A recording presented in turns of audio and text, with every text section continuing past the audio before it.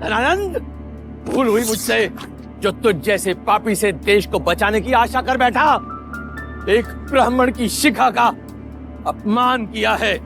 आज यहाँ सबके समक्ष उसी शिखा की सौगंध खाकर ये प्रण लेता हूँ कि जब तक तेरा और तेरे नंदवंश का सर्वनाश न कर दूं, और जब तक मगध की राजगद्दी पर एक योग्य राजा को न बिठा दूं, तब तक मैं शिखा बहादुर नहीं।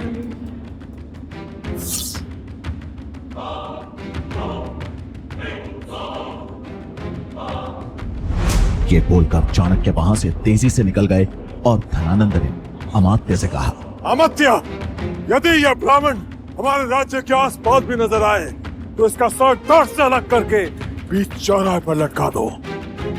ये हमारा आदेश है। धनानंद से मिले अपमान के बाद चाणक्य ने उसी समय मगध छोड़ दिया और अब उनके जीवन का लक्ष्य था एक योग्य राजा का चयन करना, जो दयालु हो, पराक्रमी हो, जो प्रजा के हित के बारे में सोचे और एक अखंड भारत का निर्माण करे। पुस्तकालय पहुंचकर चाणक्य को वहां आचार्य मेघनाथ ने एक पत्र दिया जिसमें लिखा था, गांधार नरेश अम्बी ने बिना लड़ाई किए ही मैसेडोनिया के सम्राट सिकंदर के सामने आत्मसमर्पण कर दिया और अब सिकंदर की दृष्टि संपूर्ण भारत पर है। यह समाचार पढ़ते ही चाणक्य के चेहरे का रंग बदल गया। इसका तात्पर्य तो यह है कि सिकंदर कभी भी भारत पहुंच सकता है। हाँ आचार्य, इसलिए मुझे यह समाचार शीघ्र ही मगध सम्राट धनानंद तक पहुंचाना होगा। हमें भारत को बचाना होगा। धनानंद सुनेगा, वो भी आपका प्रस्ताव। आचार्य, भीमदेव के दरबार से आप प्राण बचाकर वापस लौट आए। अपने आप को भाग्यशाली समझिए। धनानंद के दरबार में प्राण और मान दोनों से हाथ धोना पड़ेगा। आचार्य, मैं एक ब्राह्मण हूं और ब्राह्मण का कर्तव्य होता है लोगों को सही दिशा दिखाना। यदि सम्राट धनानंद भी अपने मार्ग से भटकेंगे तो ये मेरा कर्तव्य है कि मैं उन्हें सही रास्ता दिखाऊं, अन्यथा सर्वनाश सुनिश्चित है। चाणक्य को जाता हुआ देख मेघनाथ ने ताना देते हुए कहा, आचार्य इस बार वापस नहीं आएंगे। चाणक्य तक्षशिला से मगध के लिए निकल पड़े और 5 दिन का लंबा सफर तय कर मगध की राजधानी पाटलिपुत्र पहुंच गए। उन्हें नगर में कदम रखे कुछ ही क्षण हुए थे कि पाटलिपुत्र की जनता पर हो रहे अत्याचार की सच्चाई उनके सामने थी। मेरा पुत्र, मेरा पुत्र, और कितने दिनों तक हमें ऐसे ही अपनों को खोना पड़ेगा। पुत्र, पुत्र, पुत्र, भाई, पुत्र। संभालिए अपने आप, संभालिए। देखिए भाई, मैं आपका दुख तो कम नहीं कर सकता और न ही आपका पुत्र आपको लौटा सकता, पर इतना विश्वास अवश्य दिलाता कि मैं इस समस्या का हल अवश्य खोज निकालूंगा। मैं महाराज धनानंद के दरबार जा रहा हूं और मैं आपको वचन देता हूं कि मैं महाराज को प्रजा की इस समस्या से अवगत अवश्य करवाऊंगा। ये राज्य ऐसे नहीं चल सकता। महाराज को इस समस्या का समाधान करना ही होगा। आज पहली बार तुम्हें देखकर ऐसा लग रहा कि मगध का हृदय अभी भी धड़क रहा है। तुमने जो कुछ भी कहा ये मेरे लिए बहुत है पुत्र, बहुत है। परंतु वचन मत दे। तुम्हारे अंदर करुणा है। तू जिससे मिलने जा रहा है उसका लहू पानी हो चुका है। हाँ, उसका लहू पानी हो चुका है। मेरे पास तुम्हारे लिए कुछ देने के लिए है, वो है आशीर्वाद। मुझे बस आपका आशीर्वाद ही चाहिए माई। आशीर्वाद दीजिए। उस औरत ने उनके सिर पर हाथ फेरा और चाणक्य दृढ़ संकल्प लिए राजमहल की ओर चल दिए। चाणक्य जब राजमहल पहुंचे तो द्वार पे खड़े द्वारपाल ने पूछा, तुम कौन हो? मैं तक्षशिला का आचार्य चाणक्य हूँ। एक विशेष कार्य हेतु महाराज धनानंद से भेंट करनी है। महाराज अभी व्यस्त हैं, आप प्रतीक्षा कीजिए। उन्हें प्रतीक्षा करते करते शाम हो गई। चाणक्य को समझ आ गया कि अब सीधे हाथ से घी नहीं निकलने वाला, उंगली टेढ़ी करनी ही पड़ेगी। थोड़ी देर बाद उनकी नजर कुछ रसोइयों पर पड़ी जो कि महल के पीछे वाले रास्ते से अंदर जा रहे थे। उन्होंने अपना भेष बदला और उन रसोइयों की टोली में शामिल होकर महल के अंदर प्रवेश कर गए। लेकिन राज दरबार तक पहुंचना अभी भी आसान नहीं दिख रहा था, क्योंकि अंदर एक द्वार पे खड़े कुछ सैनिकों ने सबसे आगे चल रहे रसोइयों को रोककर पूछा, रुको, आज कितने लोग हैं? आज हम 10 लोग हैं। ये सुन एक सैनिक ने गिनती शुरू कर दी कि तभी चाणक्य का दिमाग तेजी से चलना शुरू हो गया। उन्हें जल्दी उपाय ढूंढना था, नहीं तो वो पकड़े जाते। कोई काम ढंग से नहीं करते आप लोग।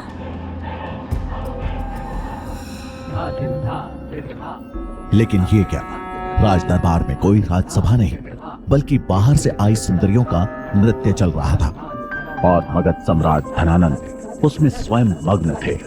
अचानक धनानंद की नजर मैली धोती पहने ब्राह्मण पर पड़ी और वो गुस्से में बोला, कौन हो तुम? अंदर कैसा है ये? चाणक्य ने अपने हाथ जोड़ बड़े ही शांत भाव से कहा, प्रणाम महाराज, मैं तक्षशिला का आचार्य चाणक्य। चाणक्य का परिचय सुनकर अमात्य चौंक गए और बोले, आचार्य आप?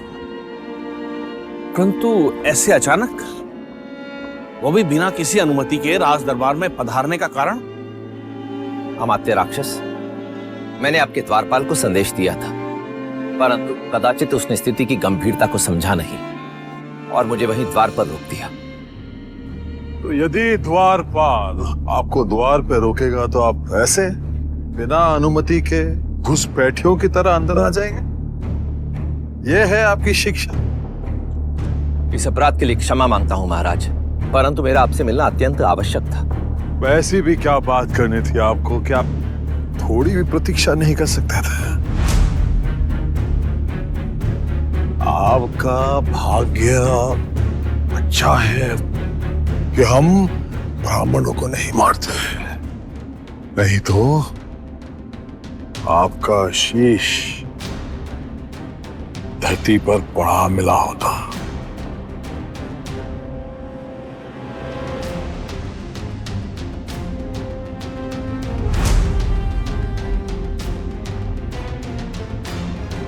अब जब इतना दुस्साहस दिखा ही दिया है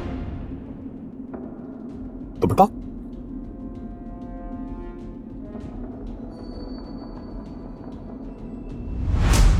बताओ, क्या बात करनी है? महाराज, गांधार नरेश अंबी ने बिना लड़ाई किए ही मैसेडोनिया के सम्राट सिकंदर के समक्ष आत्मसमर्पण कर दिया है। सिकंदर किसी भी समय भारत पहुंच सकता है। भारत को उससे बचाने के लिए हमें अखंड भारत का निर्माण करना होगा। मैं इसी विषय पर चर्चा करने के लिए यहाँ प्रस्तुत हुआ। यदि आपको चर्चा करनी है तो तनिक निकट आइए।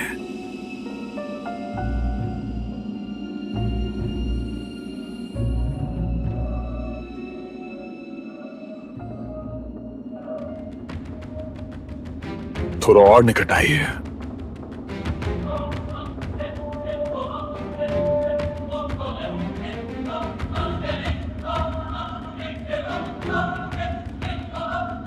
अब अपने घुटनों पर बैठ जाइए। चाणक्य ने इस अपमान को सह लिया, क्योंकि अभी उनके मन में सिर्फ और सिर्फ प्रजा और देश की चिंता थी। उन्होंने अपना स्वाभिमान त्याग दिया और वहीं घुटनों के बल बैठ गए। जा चुपचाप अपना काम कर। युद्ध के बारे में सोचना और युद्ध करना हमारा काम है, समझे?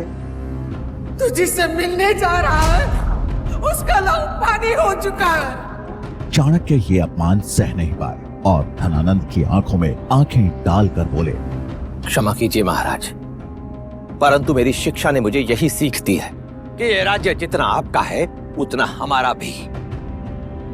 और मैं यहाँ अपना कर्तव्य समझकर आपसे सहायता मांगने आया, क्योंकि सिकंदर की उस विशाल सेना को रोकने का सामर्थ्य केवल आप में है महाराज। सामर्थ्य? हमें अपने सामर्थ्य का ज्ञान है, और जब सिकंदर हम पर वार करने की सोचेगा भी, हम उसे निपट लेंगे। जिस गति से आए थे उसी गति से निकल जाओ। निकल जाऊंगा महाराज, परंतु जाने से पहले आपको यह अवश्य स्मरण कराना चाहता हूं कि यदि आपने एक राजा का कर्तव्य उचित ढंग से निभाया होता तो इस ब्राह्मण को तक्षशिला से यहां तक चलकर आने की आवश्यकता ही ना पड़ती। राजा का कर्तव्य होता है प्रजा की रक्षा करना, उस पर अत्याचार करना नहीं। परंतु मगध की दशा देखकर मुझे यह भली भांति समझ में आ गया है कि वो समय दूर नहीं जब केवल मगध ही नहीं संपूर्ण भारत ही हम सिकंदर को भेंट स्वरूप दे देंगे। ये सुनते ही धनानंद का पार आसमान चढ़ गया और उसने चाणक्य को जोर से लात मार के नीचे गिरा दिया। ब्राह्मणों का मान सम्मान उनकी शिखा में होता है। शिखा पकड़ के इसे खींचते हुए यहां से ले जाओ। सैनिकों ने तुरंत आज्ञा का पालन किया और चाणक्य को चोटी से खींचते हुए बाहर द्वार की तरफ ले जाने लगे। चलो चलो। धनानंद, भूल हुई मुझसे जो तुझ जैसे पापी से देश को बचाने की आशा कर बैठा। तूने एक शिक्षक का, एक ब्राह्मण की शिखा का अपमान किया है। इसलिए मैं जनक पुत्र चाणक्य, तक्षशिला का आचार्य, आज यहां सबके समक्ष उसी शिखा की सौगंध खाकर यह प्रण लेता हूं कि जब तक तेरा और तेरे नंदवंश का सर्वनाश न कर दूं और जब तक मगध की राजगद्दी पर एक योग्य राजा को न बिठा दूं, तब तक मैं शिखा बांधूंगा नहीं।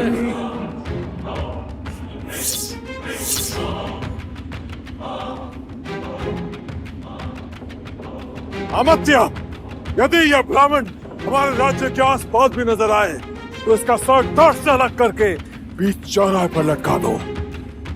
ये हमारा आदेश है।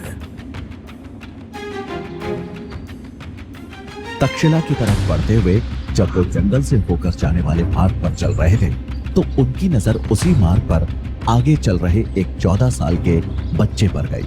लेकिन तभी वो बच्चा हवा के झोंके की तरह गायब हो गया। ये देख चाणक्य अचंभित हुए और इससे पहले कि वो कुछ समझ पाते, उन लुटेरों ने अपनी कमर से कटार निकालकर उस आदमी पर हमला कर दिया। चाणक्य उन लुटेरों को रोकने के लिए आगे बढ़ने ही वाले थे कि तभी उन लुटेरों पर किसी ने गुलेल से हमला किया और वो तुरंत ही मूर्छित होकर जमीन पर गिर गए।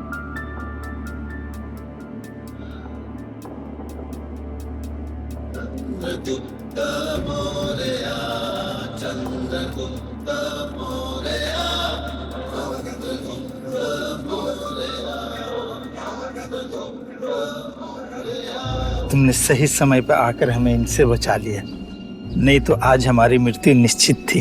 अरे नहीं, ये लोग आपके प्राण नहीं लेते, ये तो बस लूटपाट करके चले जाते। परंतु अभी आप सुरक्षित हैं, आप जा सकते हैं। धन्यवाद आपका। उस यात्री ने अपना सामान समेटा और आगे बढ़ गया। चाणक्य वहीं खड़े हो सब देख और सुन रहे थे और फिर उनकी नजर उन लुटेरों पर गई जो अभी भी जमीन पर मूर्छित पड़े थे। आप चिंता मत कीजिए, इन्हें कुछ भी नहीं हुआ है। थोड़ी देर बाद ये लोग उठ जाएंगे, परंतु तब तक वो यात्री कहीं दूर पहुंच चुका होगा।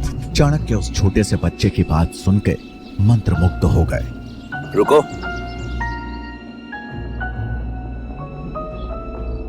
नाम क्या है तुम्हारा? चंद्रगुप्त।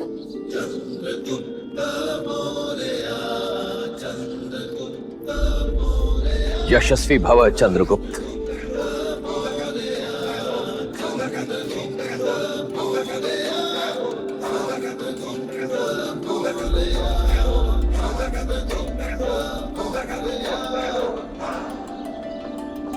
मुझे मगध का भविष्य दिखाई दे रहा है।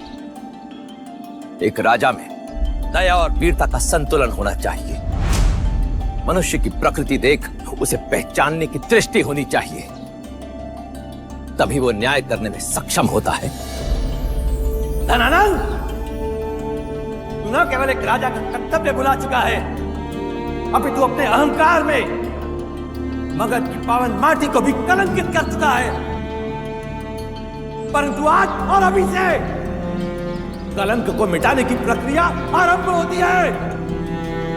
तेरे पास अधिक समय नहीं है दयानंद।